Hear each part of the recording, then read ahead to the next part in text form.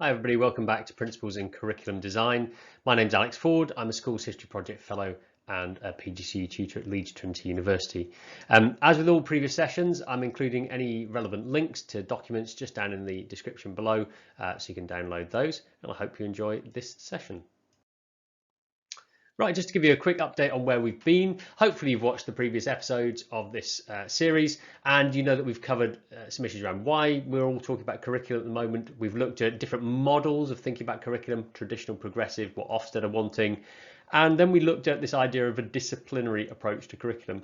In these final two sessions, what I'm going to do is look at the history curriculum in particular and think about how we might go about putting principles back into the history curriculum so that we can enable that disciplinary model, but also address some of what I see as the shortcomings of how Michael Young has talked about a disciplinary approach to teaching, which is that it still doesn't always address the issue of how we select knowledge in a very divergent subject like history. So that's the aim, and then the final part of this will be some practical examples. So putting principles back into the history curriculum, I want to touch on and draw on an old metaphor that's used quite a lot in teaching history and by history teachers, and it's that of growing and planting a history garden as your curriculum. So curriculum is garden, curriculum is something you curate and nurture. And I suppose my argument here is, I've put this subtitle, Growing Great History from Good Seeds, because I think that the most important thing that we are doing as history teachers is choosing the seeds that we want to put in our gardens so that we get something that we think is great for students. And although it will need weeding and it will need tending and it will need updating and it will need digging over occasionally, if we start with the right seeds, then we get a good garden. And my argument here is, as I will get to shortly, that you need to have some principles so that you can choose those seeds. And by principles, I don't mean principles as a person, I mean principles for teaching history and the role of history in schools and what history in schools is all about. Right, just a quick recap on some of the things we've covered so far. We've talked about different models of curriculum already. We talked about Young and Muller's characterization of curriculum as three different futures, three visions of the future.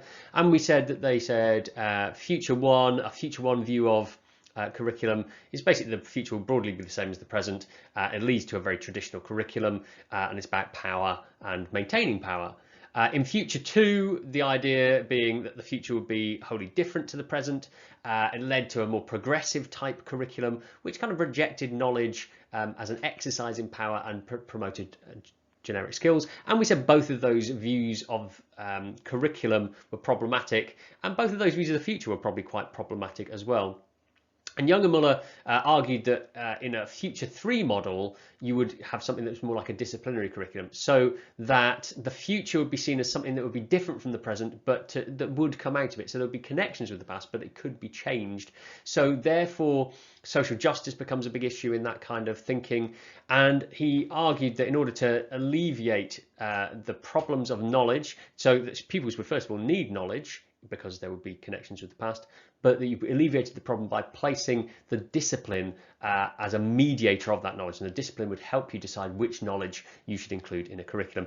And we kind of left that saying this is probably the best of the three, but it still has problems because in history there's no concrete answer as to what the discipline has decided on anything really. So how do you tap into that? And actually, really importantly, on the back of the RHS reports into race equality reports in history, we know that there are big elements of history which are not taught, and of course people who might shape and change that discipline, BAME people do not get through to the highest levels in history in this country.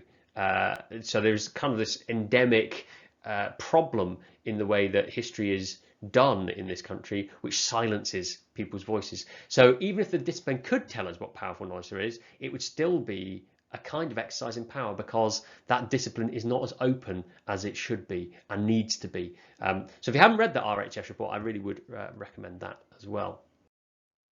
Okay, but we did say on the back of all of this that the role of knowledge becomes central in whatever model of curriculum we're going for, and however we cut this, knowledge is important.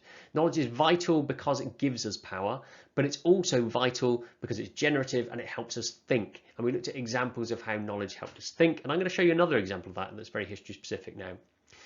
We also said that that knowledge was provisional and it's mediated by the truth processes that the discipline creates. And again, history is problematic here because we don't have a truth process.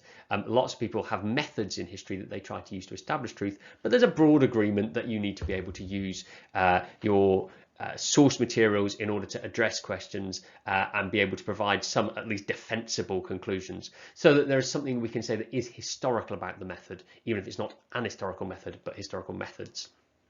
And those obviously determine what you look at, who you look at, what counts as history, what doesn't. And there's a lot of debate there still. And therefore the discipline has processes by which we can establish the best truth we can, and therefore any curriculum we want to create is going to be based on this idea that knowledge is important, but it's provisional, and we're using the best truths we can at a particular point in time based on methods that are defensible in light of the discipline, but acknowledging there are problems with that. Right, so I want to come back to this point about the importance of knowledge as an enabler, but with a very history-specific set of examples here. I've just turned my video off so you can see the essay pieces in full screen. What I've got for you here are a couple of examples of Year 7 essays. They were done round about the October half term. So first essays these Year 7s were producing, and just some samples from them. And we are looking at one of the classic topics in English history education: why William won the Battle of Hastings. Now we will return to that as an issue a little bit later, but let's just take these as they are for now. What we're looking at is a Year 7 here who's writing about why William won, and in this case she's choosing to write about William's preparations for battle and his leadership. And if you see what she writes, actually on the surface it looks like an all right answer. William was excellently prepared for battle. He kept his troops prepared. They had different types of soldiers. William's leadership played a key role. He encouraged his troops. He tricked the Saxons into breaking the shield wall. So we've got lots of things that definitely this pupil was taught. She was definitely taught about the preparations William made before the battle. She was definitely taught about having different types of soldiers, infantry, cavalry, and so on. She was definitely taught and has learned and has remembered about the shield wall and the importance of that and the trick that William played. William's troops ran to Channel's Arm, pretended to retreat. The inexperienced fighters ran after them. It broke the shield wall. Oh, we've got a nice judgment phrase in here. It was important because it broke the shield wall. And a lovely counterfactual: if they hadn't broken the shield wall, the Normans wouldn't have been able to defeat the Saxons. So, and clearly this is not the whole essay. This is just a little section of it. On the surface it seems okay. If we move on though, I want to show you this one, because this straight away is a better essay in so many ways. And it's a better essay because of knowledge. And it's a better essay because what this person does is shows they understand the significance of some of the things that were happening here. So they've both had the same content taught to them. They were both of similar prior attainment. But in the case of this person, so this young man was somebody who was really interested in history before he came to secondary school. He actually didn't have an awful lot of history taught to him in primary school, I discovered from a conversation with him. But he was interested and he found out about things. And what we can see in here is his prior understanding and knowledge of history flavouring his understanding of a topic he had not studied before, actually. So when he talks here, one of the main facts in William's victory was luck. Fine. It was fortunate timing that the wind changed in William's favour and he was able to sail across the channel. The timing was perfect. Harold was busy fighting Harold Hardrada and his Vikings in the north. So Harold Godwinson away fighting in the north. So straight away, although it's not made explicit, this child understands that Harold Hardrada is fighting Harold Godwinson in the north of the country. He doesn't actually say this, but this is the implication for me for the timing being perfect. He understands that being away fighting up near York is a flipping long way to come back down to Hastings, and therefore the timing is perfect. So there's kind of flavour, like Kate Hammond might call it, a flavouring of a claim here about the timing. He understands that armies have to be able to move from a place to another place. And actually we didn't get an awful sense of that in the previous example. And we'll return to the previous example in a minute once we've looked at this one. This meant that when William arrived, there were no soldiers to give him trouble. Okay, By the time Harold had returned, so again, by the time Harold had returned, he doesn't tell us how long exactly it took, but we get a sense it's a number of days by the way he's phrased this. So again, he kind of understands that it takes time to march an army from the north back down to the south. And we get a sense of what William's been doing in the meantime. I didn't teach him about drilling, resting and preparing. We kind of talked about preparations for battle. He talks about William drilling, resting and preparing for 2 weeks. And this now gets back to this point about, well, okay, so we're getting a sense now of how long Harold has taken to get down here. And this drilling, resting and preparing issue, he kind of understands what medieval generals do, war leaders do with their armies. They don't kind of generically prepare, they have things they're doing. He kind of has a sense, I think, of what it means to drill some troops, and I think that comes from his prior knowledge and understanding of, I would imagine, going to castles or being interested in watching about battles. So this is making his argument stronger because he's telling us what is happening in the background. If this wasn't enough, much of Harold's army was tired from marching and were less ready for battle. So he's got a sense that armies need to be prepared for battle. And it's not just a case of turn up and fight, that there is a process that needs to get them ready. Now, that's not the most insightful comment, but at least it's in there. At first, the Saxons repelled William using a shield formation. So he knows it's the shield wall, but he chooses to rename it in this case as a shield formation. And he talks about their vantage point on Senlac Hill. So again, we talked about the hill. We talked about the importance of having the high ground. He turns it into a vantage point. Again, this is coming from prior knowledge. And again, you see the flavouring of his understanding of a battlefield in the Middle Ages. The idea of having high ground being important. The idea of being able to see over is implicit in here, but not explicitly stated.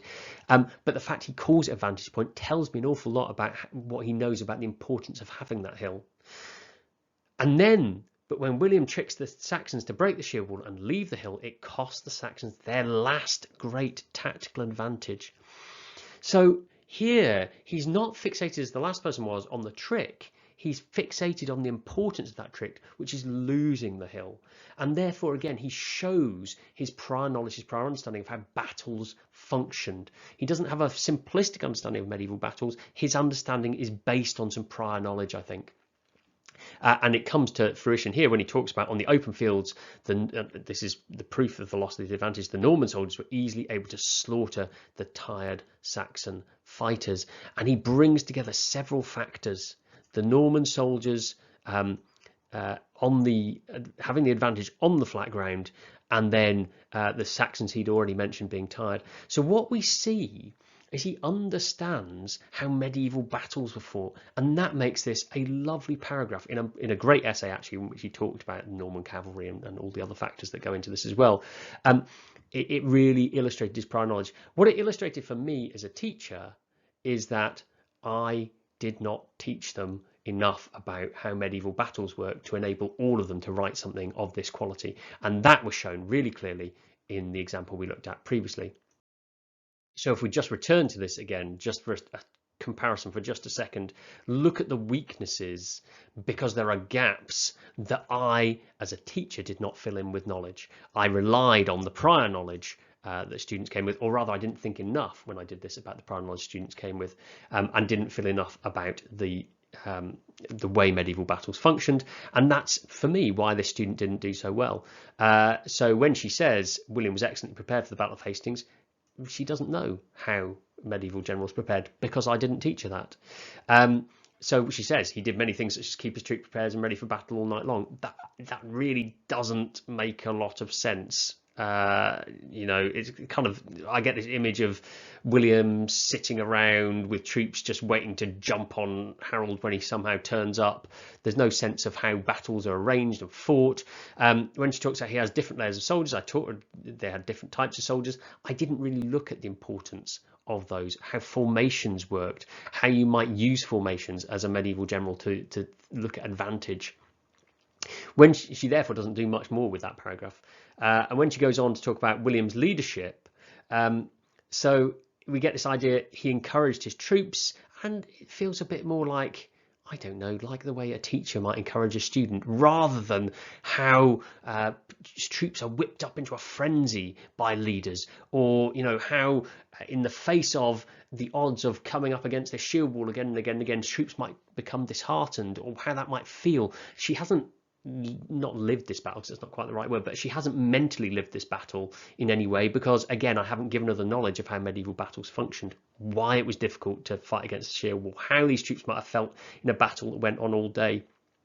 And so when she gets onto he tricked the Saxons into breaking the shield wall, William ran to Harold's army, pretended to retreat, and this made them run. It feels a bit like something that might happen on a playground, rather than something that's happening in the heat of a bloody, brutal battle. And she understands it's important because it broke the shield wall, but, and this is crucial, she doesn't understand the tactical importance, not just of the shield wall, but of that hill, and of therefore the weakness that's been opened up. So again, what you can see is the enabling knowledge that the other student came with was allowed him to write a much higher quality essay. And my failure as a teacher there was not thinking carefully enough about the knowledge that this student, who was equally capable, who was equally able, would have needed to be able to access that. And these were both able students. So think how much worse that is when we talk about students who come from maybe lower starting points, who are lower attainers to begin with, and we want to push them on to attain and to achieve, and how hard that is when there are all these gaps that are missing to begin with, but then if we're not thinking carefully about knowledge, we're not filling in as teachers as they go through as well. So hopefully just a little reminder on the importance of knowledge in a curriculum, and also a reminder of the importance of knowing how the discipline decides on that knowledge, and how the discipline helps us to understand how those claims about knowledge are made. So we're going to move on to thinking about this wider question of, well, how do we go about wrestling with curriculum issues in departments and as teachers? And I'm calling this Growing Great History from Good Seeds. So I think the starting point for me with all of this, if we want to think about the seeds of a really great curriculum, it's knowing the discipline in depth and knowing what we're trying to achieve. And then it's thinking about where do we want to take it. So let's just, I'm talking about knowing the discipline here by drawing on some examples from people that I really rate in terms of historians, and anybody who knows me at all will know that Marc Bloch is kind of my history hero. You may have others, and I think drawing widely is a really good idea anyway, but I love some of the ideas that Bloch comes up with, because it helps me think about what I want a history curriculum to do and what that disciplinary thing I'm trying to emulate looks like. So Bloch talks about an awful lot of really fundamental aspects, and these all come from his work in The Historian's Craft, which if you haven't read, please do read that. It's an amazing book. And he talks about what it means to do history. And of course you could infer these more broadly from the discipline, from other historians. You could of course look at lots of the articles in Teaching History which try and outline the kinds of things the discipline does, particularly in terms of history as argument. We could talk about inquiry questions and asking questions and developing arguments to answer those questions, how we engage with stories of change, how we engage with stories of cause and consequence, second order concepts. But actually I like going right back to first principles. So Bloch here talks about the good historian being like the giant in the fairy tale, knowing wherever he catches the scent of human flesh, his quarry lies there. I love that idea that history is about people, and therefore the discipline for me, the history discipline for me, my version of the discipline of history, really values understanding and respecting and knowing about people in the past. I really like the second one. Conclusions which are founded upon a delicate imputation of motive fall upon a graduated scale from the infinitely probable to the barely credible. So this idea that history is all about weighing up and making argument and being clear about when we are almost certain about, so you're never certain about anything in history really, but when we're almost certain about something and when we are much less certain, and helping students engage with that idea of how we put that across and getting their arguments to be tentative where they need to be tentative and more forceful where they feel they have evidence to support. I think that's a fundamental bit about how historians work, how the discipline works, and therefore for me how school history should work. Coming on again, the knowledge of fragments studied by turns, each for its own state, will never produce the knowledge of the whole. It will not even produce that of the fragments itself. So that history has to be something that is connected. We can't just tell lots of micro stories in history. I think that's Bloch's argument here as well, that history also has to encompass big overviews. It has to encompass trying to tell bigger stories that connect up the elements. And yes, we will absolutely look at some of those micro stories, otherwise we won't be able to be the giants in the fairy tale, but we also have to reveal the bigger pictures as well. And of course, Dennis Schemmel, Ian Dawson, amongst others, have written really beautifully about this before. And then coming down to the final one, human actions are very delicate phenomena.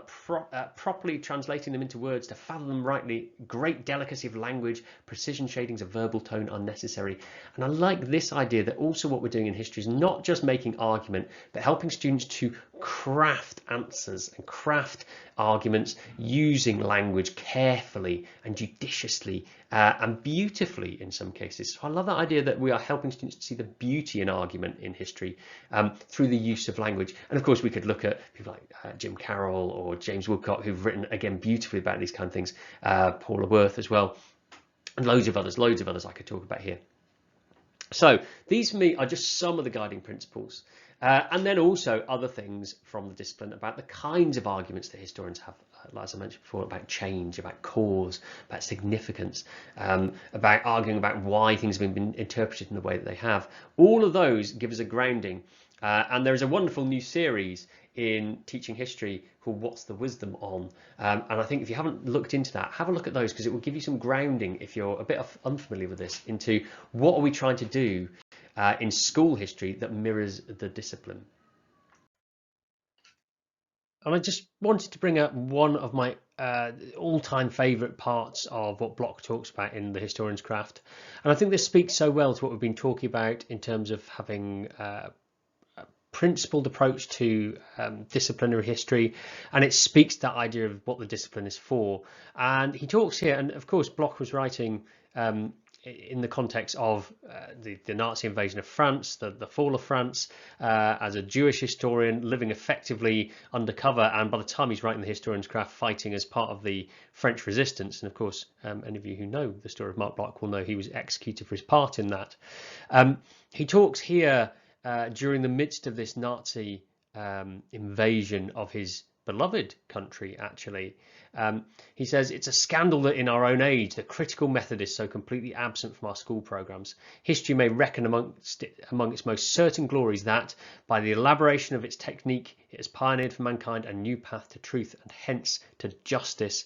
And I think that is such an important thing to hold about the idea of the discipline and truth, and that idea that Young and Muller talked about and Young and Lambert talked about, this concept that history as a discipline holds truth really centrally. I think making sure we introduce children to that idea is such a crucial thing as we go through. And I think also we need to be aware that we are not just talking about what the discipline is doing, but we also need separately to have our own curricular aims, because as I've said, and my big problem with Young and Muller is that the discipline doesn't provide us with the answers. It's still not going to tell us what content to teach. So even if I know that historians argue about change, and historians argue about similarity and difference, and historians write thick description of periods and try to get a sense of period, none of that tells me whether I should study the French Revolution or the American Revolution or Mao's Revolution in Year 9. None of that. And there is no actual answer to that, because there's no universal declaration of what should be studied. And we see this all the time, because we end up with debates about why isn't X studied on the curriculum? Why shouldn't Y be studied on the curriculum? Or the great holes that exist in our curriculum. Why do we do so little on the way that empire impacted on British expansion and British domination in a large part of our history, and how does that empire still impact on us today? So there's a whole range of things that just having a whole range of disciplinary knowledge is not going to help us with, particularly that selection of knowledge, and therefore we can only make selections based on curricular aims, and I want to introduce you to some of those now. So the Schools History Project, if you don't know about it, the website, you can just search Schools History Project and find lots of information about it. But it started out as a project which aimed to think deeply about curriculum from the perspective of what do children need. And I think it provides us with a great starting point, because rather than a disciplinary curriculum approach on its own, which fundamentally says what does the discipline care about? This starts with the needs of children in schools. And I think for teachers, that's got to be the starting point. And if you go on the Schools History Project, you will find they've got a whole section called the principles. And those have evolved a little bit over time. There are 6 current principles. And here I try to outline, well, kind of the 6, but I've modified them ever so slightly to pull in some ideas that I think the project has morphed and developed towards recently. And I think these are really important because unlike the discipline, which is constantly shifting and which you can never fully have a handle on, and I think I've talked previously about some people feeling that overwhelming sense they're never up to date with their historical knowledge, and how can they ever do a good job if they're not up to date with the disciplinary thinking. The principles allow us to ground things and say, okay, yes, if we need to be aware of the discipline, and absolutely I'm very sold on the disciplinary approach to history, and the Schools History Project actually started out as a very disciplinary focused approach to history education, as well as being quite progressive. We do need to be aware of the discipline, but we first need to be aware of the principles we have for history teaching in relation to children. And we need to hold those things centrally. We can then say, if we are doing a good job by those, then maybe we can slowly move towards improving our disciplinary awareness. Maybe some of our units are a little bit out of date. We're not up to date with the latest history on them. But as long as they are doing some of these things and addressing our key principles, then we can say, okay, they do need addressing from the disciplinary angle, but they're probably still doing an okay job in terms of what we want for our in terms of the principles, and in what we want children to go away from school history knowing, understanding about history. So here are the principles for me that I think are so crucial, and I've increasingly come back to these and have tried to hold at the centre of what I've done as a head of department and as when I was in schools and in my teaching of trainees as well. So first of all, that children should be taught history which connects to their lives and helps them understand the world they live in. There's nothing in a disciplinary understanding of the curriculum that would tell you that. And in fact, you know, some people would argue that history, it doesn't matter if it connects to your life, it's about going somewhere else. For me, this is a really crucial principle. We need students to be able to understand how history influences and connects their lives. That doesn't necessarily mean they only do stuff that's relevant to them. That's a different point. But they need to find connections, and history should do that, I think.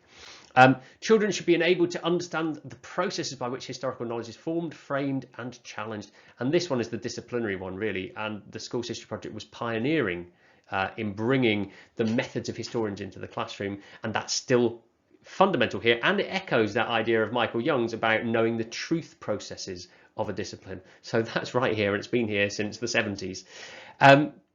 Children should have opportunities to engage in meaningful historical inquiry, pursue historical questions and develop their own views. So again, that idea of mimicking and working alongside the discipline in the way that historians work to ask questions, and developing their own view. This is crucial, developing their own views on historical views and topics. So anything where I start creating a curriculum which tells them what to think, A, isn't good history anyway, but B, falls foul of these principles. Anything where I don't give them opportunities to actually ask those questions and start finding out answers to those questions and begin developing arguments out of those questions won't be doing this. But I could go and select a whole load of knowledge that I think is important and put that in place and teach it to them and think I was doing a good job, but it would be falling foul of these principles. Next one down, children should be enabled to develop clear chronological frameworks so they can explore change and continuity in bigger senses. And that ties in with that Marc Bloch thing, I think, about understanding not just little periods, but big connections over big periods of time. They should be exposed to powerful historical knowledge which reflects the diversity of modern society. So this is one I've modified and is a little bit newer, but I think reflects the work that Schools History Project has been doing, that children should be engaging with powerful historical knowledge. And for me, powerful historical knowledge is not just stuff, it's big questions and debates. So it's the powerful debates that are happening in history right now. And if you can engage students with those powerful debates, then you are doing a good job with them. And it reflects the diversity of modern society from local, national and international context. So it shouldn't just be white British history. And I think that's so crucial, and there's been so much work being done by people in SHP to ensure that is the case. And I think that's just so fundamental for us to hold centrally. All children should, and actually, looking back, as I said, the RHS noted problems in history in this country. It would be very easy if you just looked at the discipline to not see a lot of this, because lots of what's discussed in the discipline is not about doing this. All children should experience history which is rigorous and engaging and life enhancing and accessible. And again, nothing in the discipline tells you about this, but you need to have a principle about it. And you want children who are engaging rigorously with making historical claims, but you don't want just to go in at the top level. You need to be able to make that accessible to them, and you need to make them care, or help them, not make them. You want to help them care about it, and that's what I mean by engaging in here. I don't mean we're doing a Black Death role play. I mean, how do you get them to care about what you're doing, and therefore make it life enhancing, help them understand the world they live in, back up the top, and enable it to be accessible. And Rich Kerridge has written beautifully about how you can be rigorous and challenging in your history for all students. Do have a look at his article in Teaching History as well. And finally, children should be encouraged to engage with the historic environment and find connections with their locality in the past. So again, you're not going to find that in the discipline, because arguably that comes outside of history into something slightly different, maybe heritage.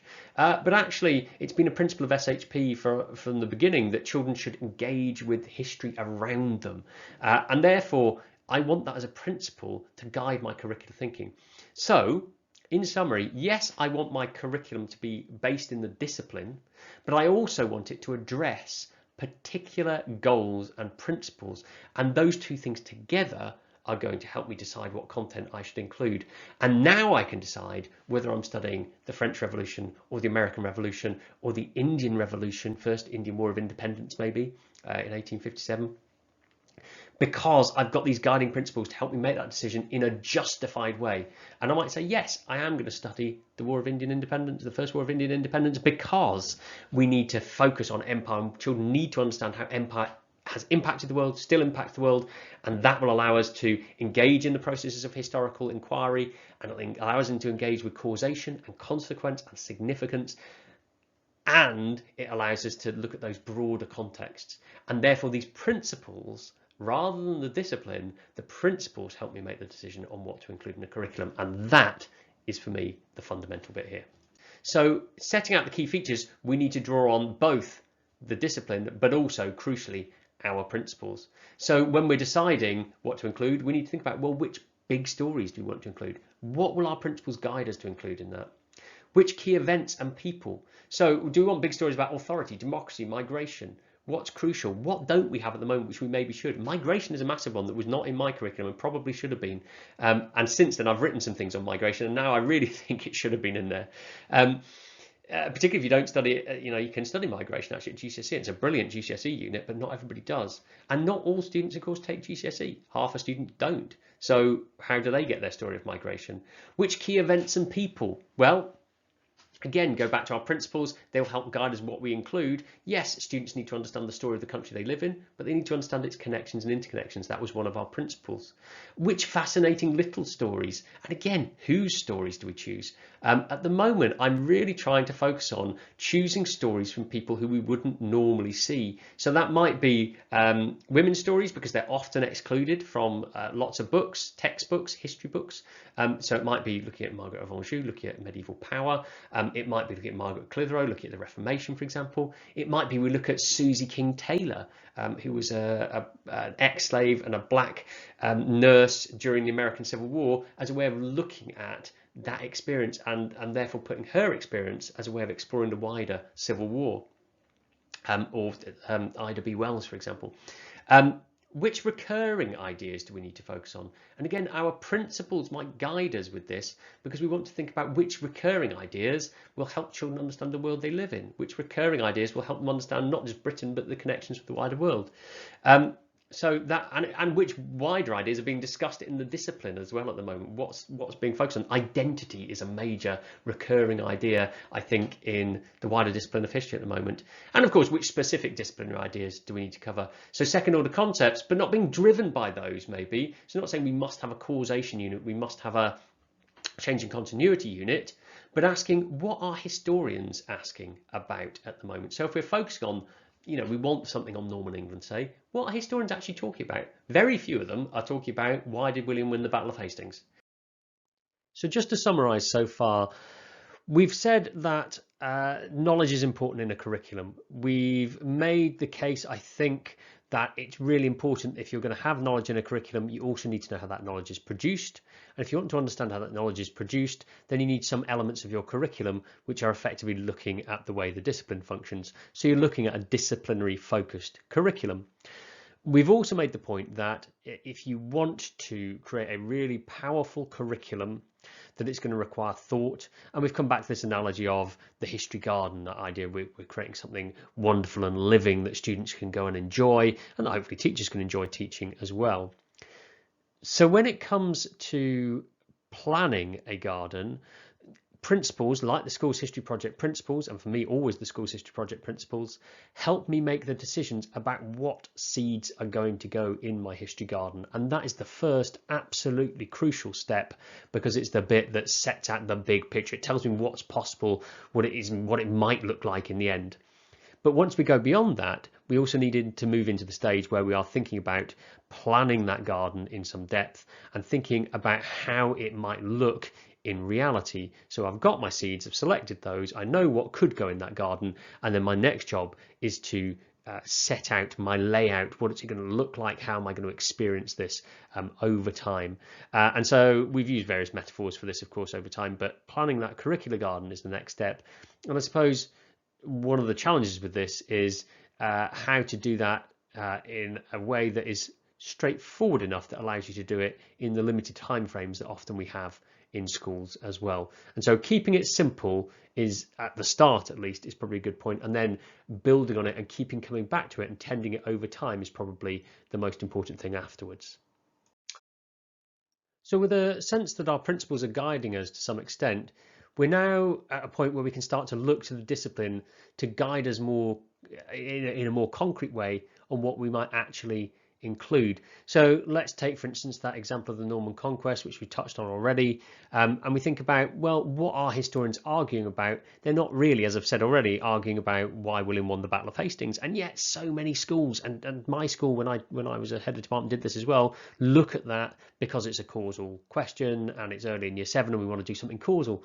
Really, if you look at what the historians are arguing about in the Norman Conquest at the moment, they're arguing about the significance of the conquest, both in the short term, over time, the significance of it in terms of British culture.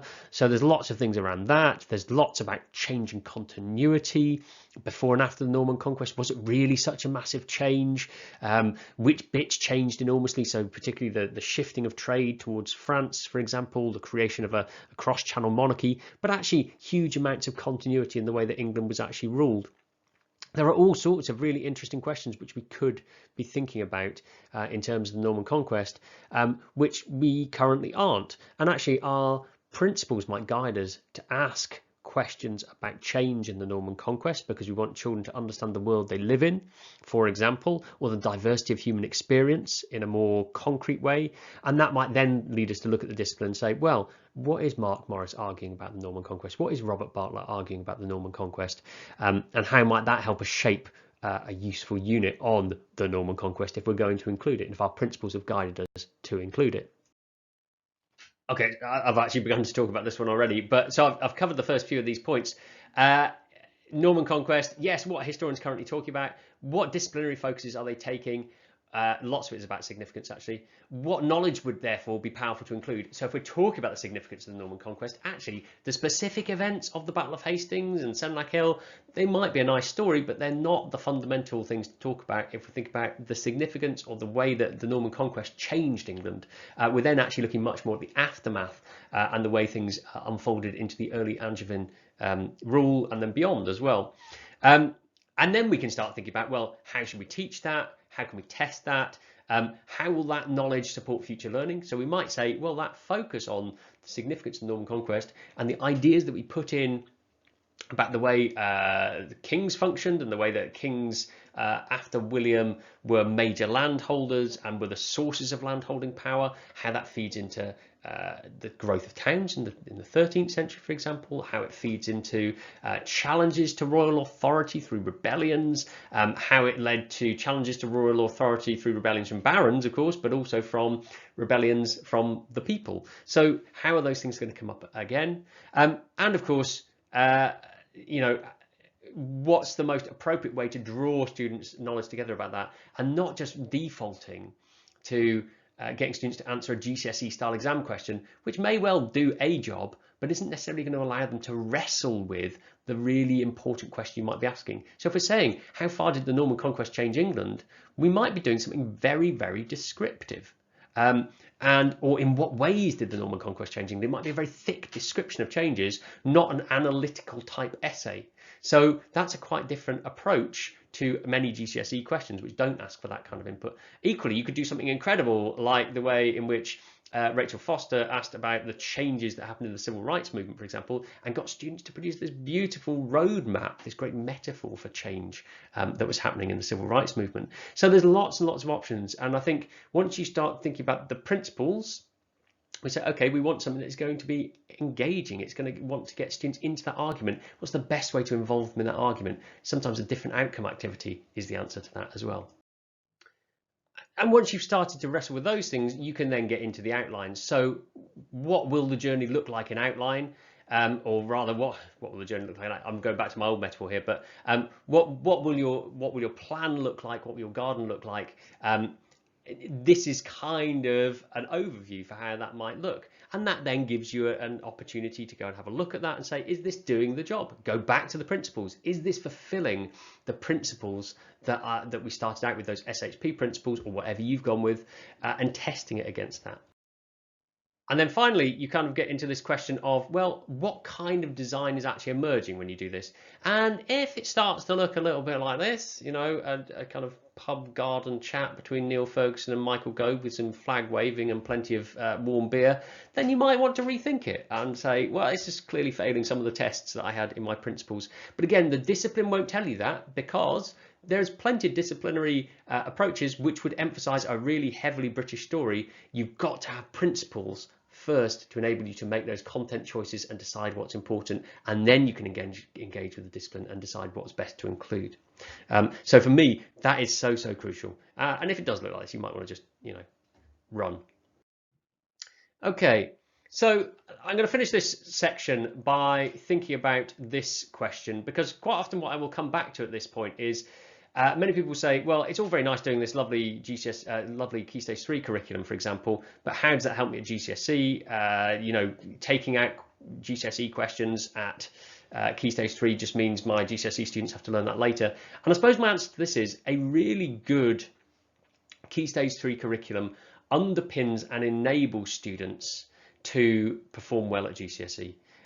Because it gives them that transferable knowledge that we looked right back, you know, that example in the Battle of Hastings. That student came with a lot of knowledge. He'd never practiced how to write an essay before. That was his first ever essay, but he had learned an awful lot, and it helped flavour the kinds of arguments he made. So the kinds of things that students learn and the knowledge they develop in Key Stage 3 will flavour and underpin what they can then do in Key Stage 4. And the wider that base, the better.